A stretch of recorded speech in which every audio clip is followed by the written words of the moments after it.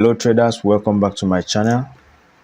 In today's video I'll be making a top-down analysis on forex pair. I'll be sharing with you my secret entry techniques.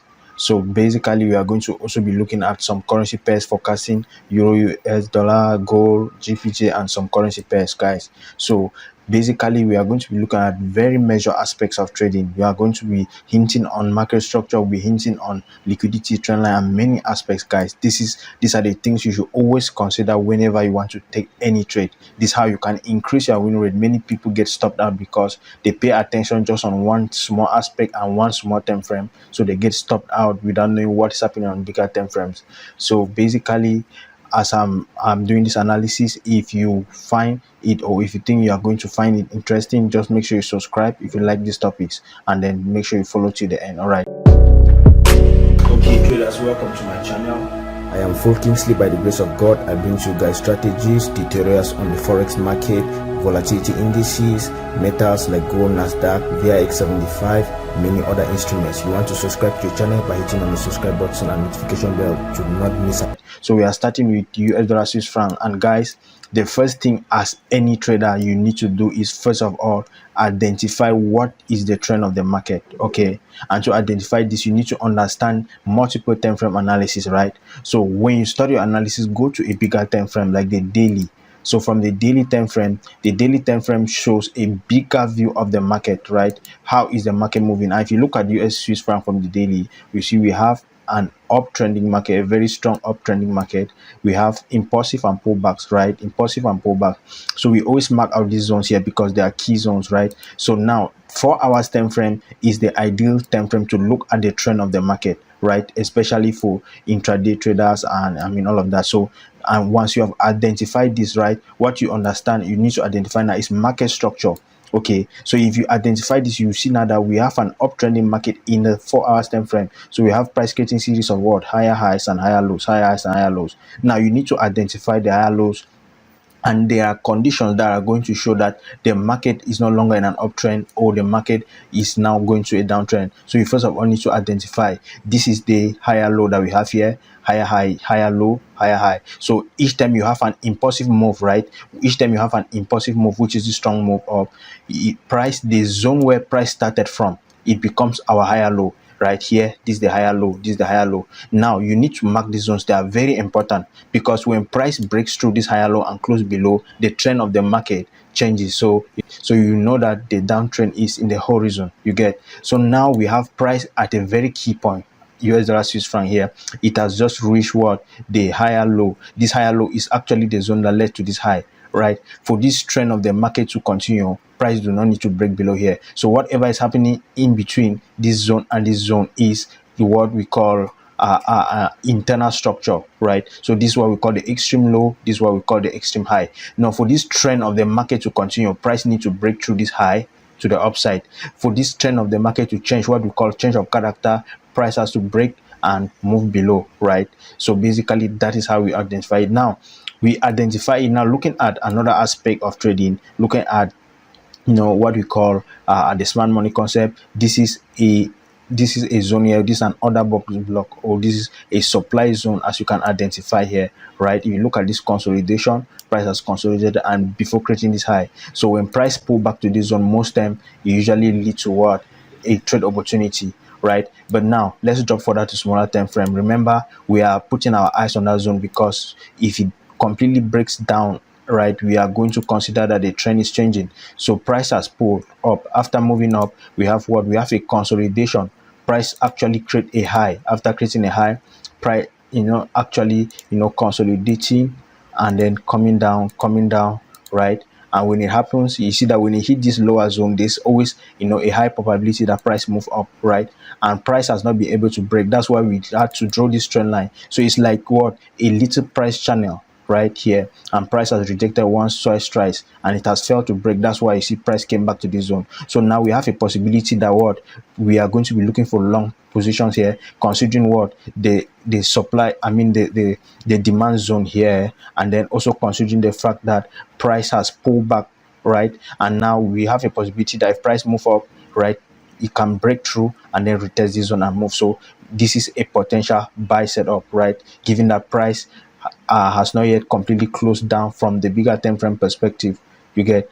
So right now we are considering a buy setup because we have considered many aspects. So other traders will wait for price to move up, right, and then come back and then retest or break out of this pattern here, then retest for them to be looking for buys. You get?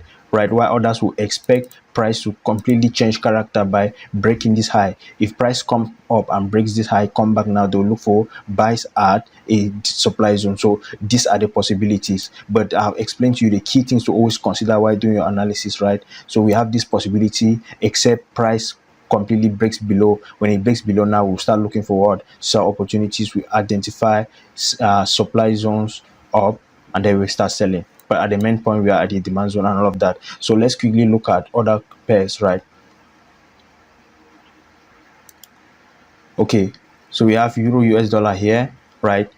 So just doing a quick top-down analysis, if you go to the daily, we are going to see that from the daily we have price moving down, creating series of lows, right? So if you drop further to the H4, okay, if you drop further to the H4 10 frame, we are going to see that what from the H4 10 frame we had price create series of lows. So we have a consolidation, price creating low, high, low, high, low, right? And as we speak right now, price actually broke down. Okay, we have price broke down from this, price actually broke out from this high here that was created. Okay, and when price breaks a high like that, you start now considering a potential sell opportunity, or let's say a potential buy opportunity. But at the meantime, we see price reject, or price has not rejected completely at this zone. If you drop further now to the H1 10 frame, we are going to see that okay, right now we have a strong impulsive move, and price has left behind what? Price has left behind a strong demand zone. This is a demand zone. You can see this strong imbalance here, which is as a result of the high bullish pressure that we have here, right? So in essence, what we are expecting is now for price to mitigate this demand zone, because if you look at it in another hand, we had price break out from here. So we had this trend line here, price has been rejecting here a couple of times, but now we finally had price broke through here, and now we have a strong move up. So we are expecting that price, if price mitigate this zone here, we can have another buy right up to those zones above, right? So that is how we are going to consider this particular pair. Right now, let's take a look at GPU. Okay, all right, GPU, we had, for those people who watched my previous video, we had a good sell trade when price actually broke down from here, especially when the non-farm payroll was released. We caught this move here, and I explained to you guys why we are able to do that. You can watch the other video, the latest video that was posted before this one, right? So if you go to a bigger time frame, from the H4 time frame perspective, you can see that okay, right now we have connected this pattern, this channel here, and price is moving in between this channel. All right, and then we have liquidity that has been lying above this zone. This liquidity have been cleared above this zone here, right? So what happened here is when price cleared this liquidity above this zone, it dropped. But when it dropped to this point below, what happened? We had a demand zone in the smaller time frame. Let me show you guys. Price came and reacted to this demand zone, all right, because you can see, look at this kind of momentum, guys. You hardly see this. There are only the banks that push this. When this happens, it always leave behind other blocks and all of that. So price came, got rejected at this other block here after we sold, right, and price is actually heading up. All right, but now looking at the buyers based on the H4 time frame, right, we have this at this main point. This is the previous high that we had here, or this is the other block that price actually reacted to, right? After clearing liquidity here, price reacted to this other block, and we have a possibility that price could actually drop right down to this zone. And if you zoom out a little, you are going to see that we have a liquidity zone below here, guys. This liquidity aspect is very important because it is the fuel of the market. Is what causes price to move.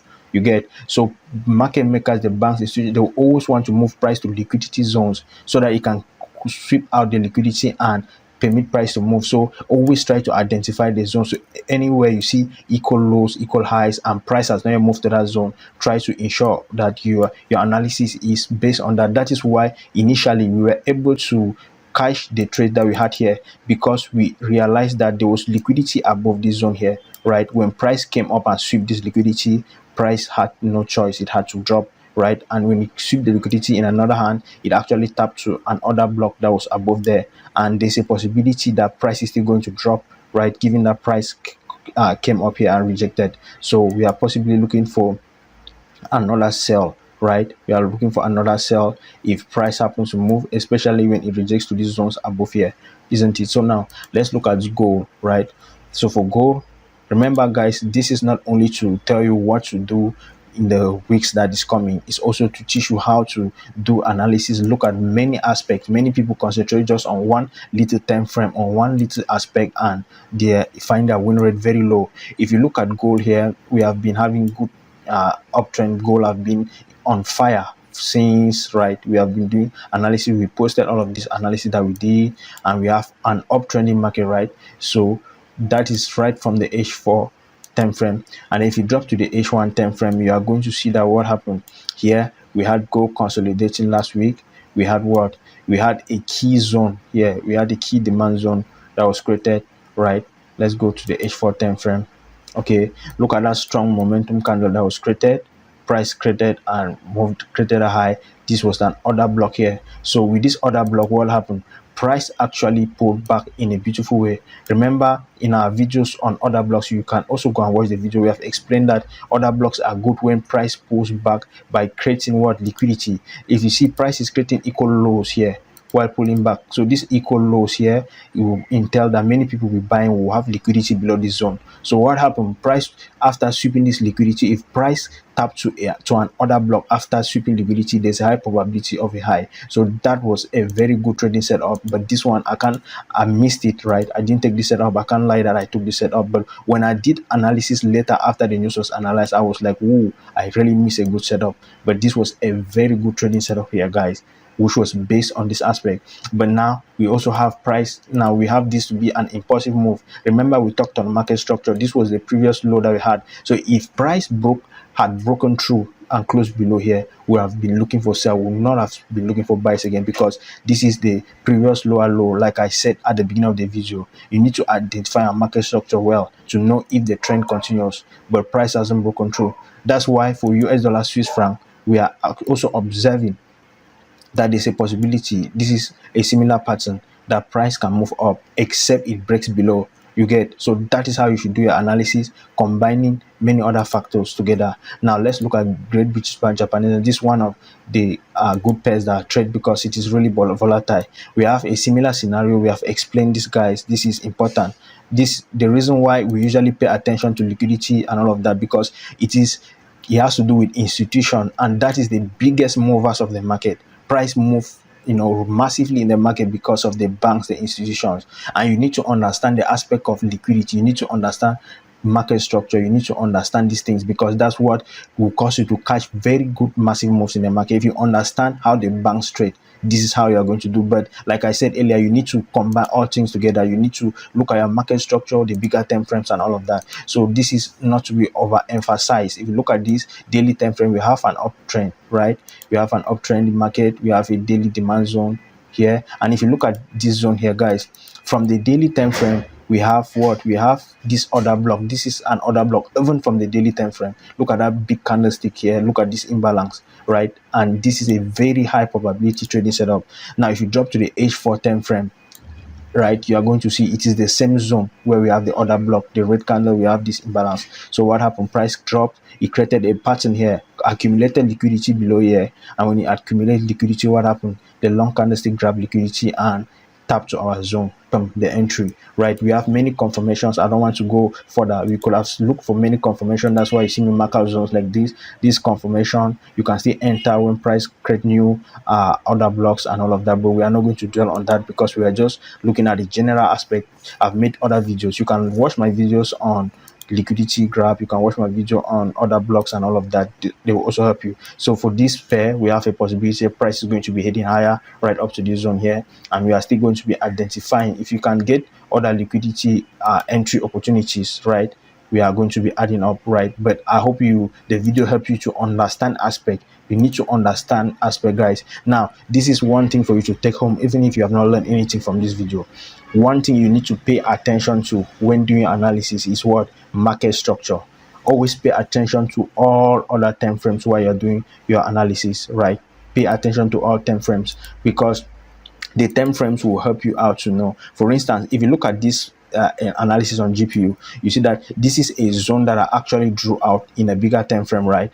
But in a smaller time frame, price was actually selling, and when price got here, it got rejected because we had a rejection from a strong support zone in the daily time frame. But for someone who did not do this analysis, will not know why price all of a sudden will turn. Maybe you took your sell trade there, and then you did not place your target, you are just greedy, and price will turn. But because you did a bigger time frame analysis, okay, you buy here, you should take your profit, all right, and all of that. So you see now that it's very important. So when you pay attention to multiple time frame analysis, second thing, pay attention to liquidity. Understand what is liquidity, the zones where market makers will all move price to. Understand liquidity. When you understand liquidity, you are good to go. Understand other blocks, value fair gaps, guys. It's very important. No matter what type of trader you are, you need to understand how to catch very big moves in the market, guys. So that's basically it for the day. Thank you so much for watching. If you found the video helpful, please give me a thumbs up. Just hit on the thumbs up button, all right, and also make sure you subscribe to the channel if you are new by hitting on the subscribe button and notification bell, so that you don't miss out anytime I'll be posting a new video. Thank you for watching. See you in the next video.